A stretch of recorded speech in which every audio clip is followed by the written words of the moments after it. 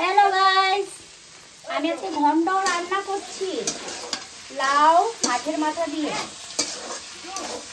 তার ভয়ের ফুটতে চলছে, দেখুন আপনারা।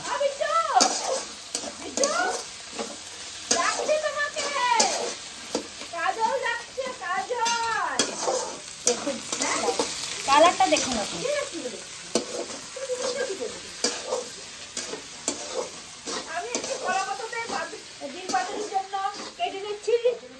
ডিম পাতুরির জন্য আমি কেটে নিচ্ছি টমেটোটা, পেঁয়াজটা, কাঁচা লঙ্কাটা সব কেটে নিচ্ছি। ডিম পাতুরি আজকে হবে, আর মাছের মুনিগন্টু হয়ে হচ্ছে। এদিকে ডিমটা পাতুরি করার জন্য একটু কলা পাতাতে করবো পাতুরি। দেখতে থাকুন। রসুন দেব, পেঁয়াজ দেব, আদা দেব, শস্য দেব, ডিমে একটু শস্য দিয়ে পাতুরি করব, কাঁচা লঙ্কা দিব।